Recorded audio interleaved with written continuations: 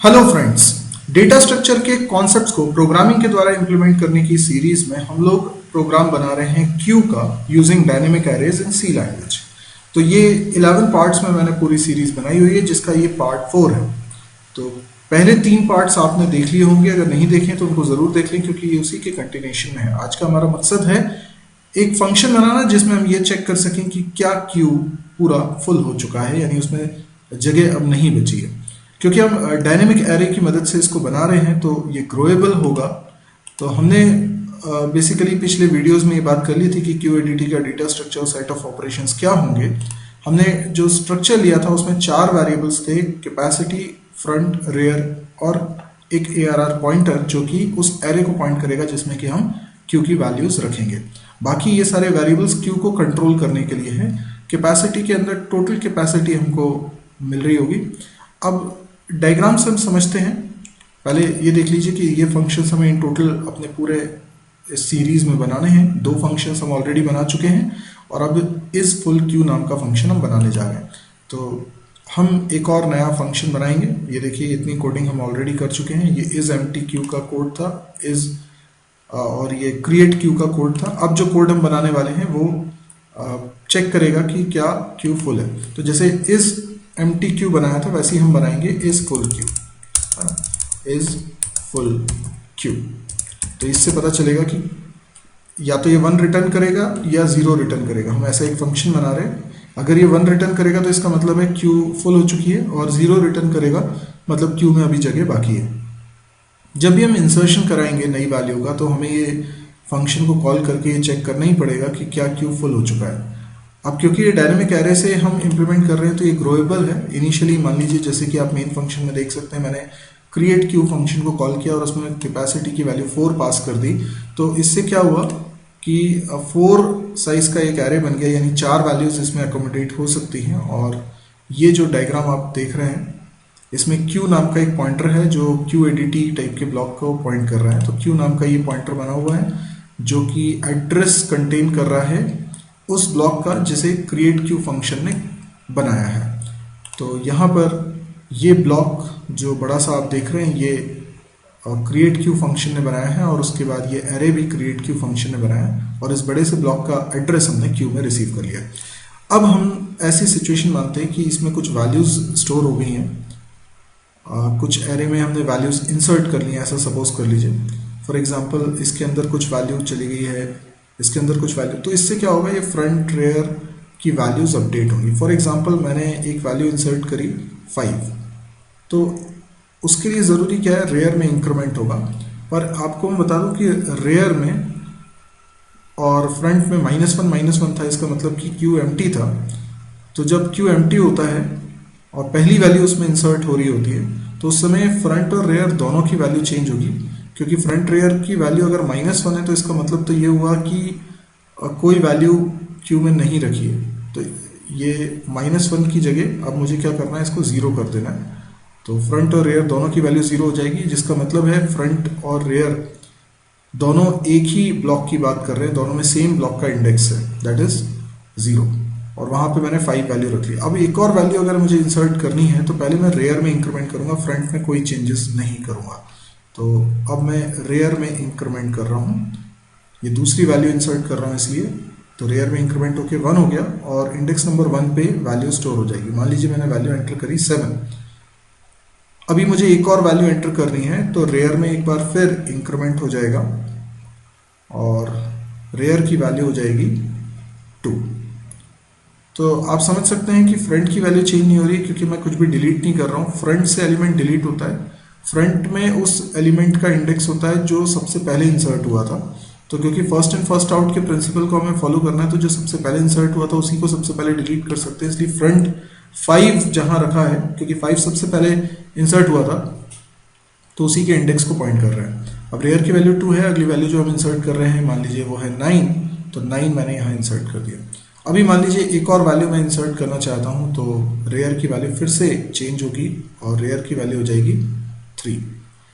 देखिए, हर बार इंसर्ट करते वक्त मैं ये भी चेक करूंगा कि क्या क्यू फुल हो चुका है। क्योंकि क्यू फुल नहीं हुआ है इसलिए मैं इंसर्शन कर पा रहा हूँ।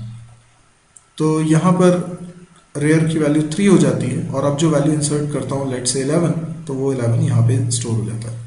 अब क्या होना चाहिए, अब अगर मान लीजिए मैं एक और वैल्यू इंसर्ट करना चाहता हूँ, तो रेयर की वैल्यू 4 अगर होगी भी तो ये एरे में जगह नहीं है, यानी 4 इंडेक्स नहीं है। तो हमें एरे का साइज डबल करना है, क्योंकि ये हम डायनेमिक एरे को इंप्लीमेंट कर रहे हैं, तो एरे का साइज डबल करना है। तो ये तो हम देखेंगे जब हम डबल क्यू नाम का एक फंक्शन बना रहे होंगे अपने आगे की वीडियोस में, लेकिन फिलहाल हमको सिर्फ ये चेक करना है कि क्या ये फुल हो गया।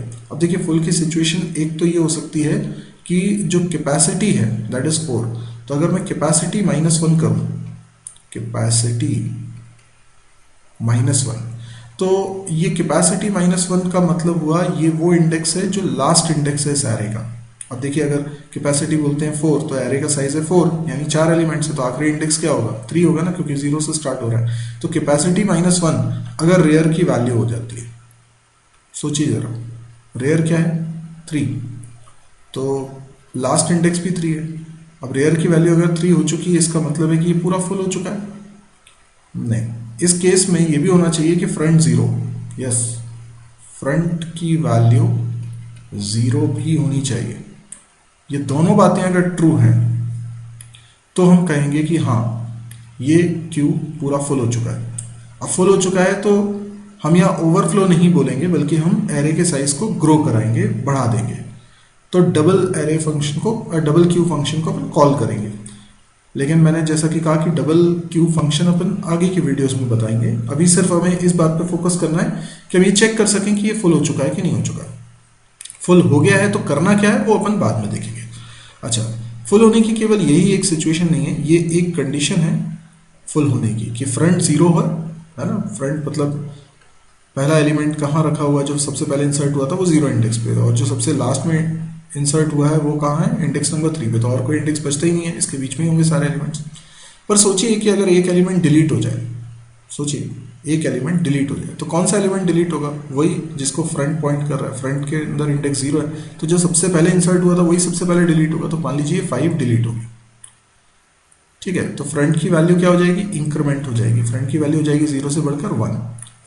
अब रेयर की वैल्यू तो 3 है, लेकिन फ्रंट की वैल्यू 1 है, तो क्या आप इस एरे को फुल बोल सकते हैं? नहीं, क्योंकि इसमें एक ब्लॉक अभी खाली है, इसमें जगह है। तो जब कभी ऐसा होगा ना, तो आप एरे को फुल नहीं बोल सकते, इस क्यू को फुल नहीं बोल सकते। तो एक और कंडीशन हम लोग सोच रहे हैं कि मान लो अब यहाँ पे इंसर्शन करना पड़े, तो रेयर में इंक्रीमेंट होने की बजाय रेयर की वैल्यू 0 होगी। मतलब इसको आप सर्कुलर समझ लें कि 11 के आगे मुझे एक और वैल्यू इंसर्ट करनी थी, पर क्योंकि आगे जगह नहीं है, लेकिन इसमें पीछे जगह है, यानी शुरुआत में जगह है, तो क्यों ना हम इसको सर्कुलर एज्यूम कर लें और 11 के बाद अगली वैल्यू सपोज करो मुझे एंटर करनी है 15, तो 15 कहाँ 0 इंडेक्स पे आ जाए। तो हम इंसर्ट करते वक्त जब फंक्शन बनाएंगे इंसर्शन का, तो उस समय इस बात का ध्यान रखेंगे। तो अगर ऐसी सिचुएशन है तो रेयर की वैल्यू भी चेंज हो जाएगी इंसर्ट करने पर। मैं एक और वैल्यू इंसर्ट कर रहा हूँ, तो रेयर की वैल्यू अब 3 से चेंज होके क्या हो जाएगी, 0 हो जाएगी। तो यहाँ हो गया 0, और मान लीजिए मैं 15 एंटर करना चाह रहा था, तो 15 यहाँ पर इंसर्ट भी कर दिया, ठीक। अभी क्या है, अभी ये पूरा फुल हो चुका है, लेकिन क्या फ्रंट की वैल्यू 0 है? नहीं, फ्रंट की वैल्यू 1 है। क्या रेयर की वैल्यू कैपेसिटी -1 है? नहीं, ऐसा भी नहीं है। मतलब इस कंडीशन के अलावा भी फुल होने की सिचुएशन बनती है। तो जैसे कि ये सिचुएशन आप देख रहे हैं, इसमें पहली वाली कंडीशन जो हमने बनाई थी वो सेटिस्फाई नहीं हो रही है, लेकिन फिर भी ये क्यू फुल है। तो हमारी कंडीशन क्या बनेगी, यदि फ्रंट बराबर है रेयर +1 के। देखिए रेयर एक पीछे आ गया ना फ्रंट के, रेयर की वैल्यू 0 है, अगर उसमें 1 जोड़ दूंगा तो फ्रंट आ जाएगा, तो मतलब बीच में कोई गैप है ही नहीं, कोई खाली ब्लॉक है ही नहीं। तो अगर ये सेकंड कंडीशन भी ट्रू रहती है तो भी मैं कहूँगा कि ये फुल है। तो अब देखिए इसका फंक्शन मुझे बनाना है। तो फंक्शन जब मैं बनाऊंगा तो क्या नाम रख लें इस फंक्शन का, देखिए रिटर्न तो करेगा ये इन टाइप की वैल्यू 1 या 0 इज फुल क्यू, ये फंक्शन का नाम हो गया। और इसमें भी मुझे एक आर्ग्यूमेंट पास करना पड़ेगा।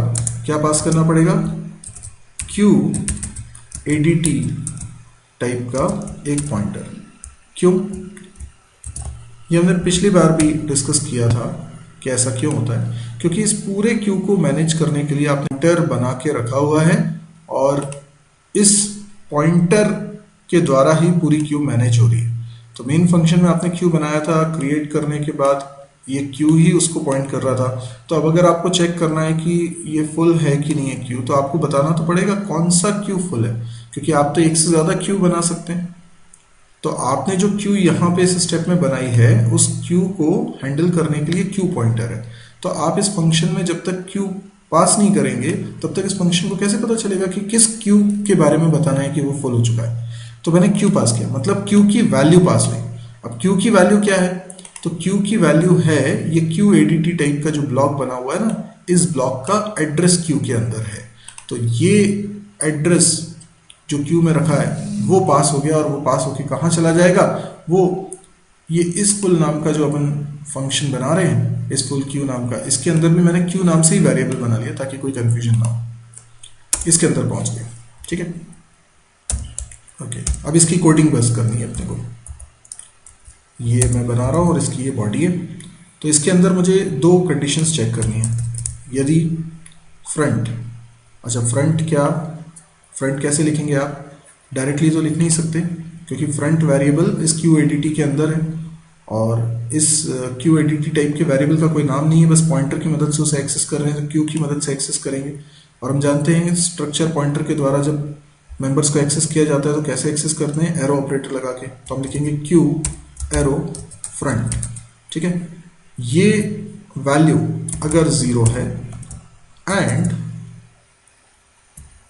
और दूसरी चीज क्या है, रेयर की वैल्यू है ना, रेयर की वैल्यू कैपेसिटी -1 है, तो उसको भी कैसे लिखना पड़ेगा, Q arrow rear equals to Q arrow capacity -1।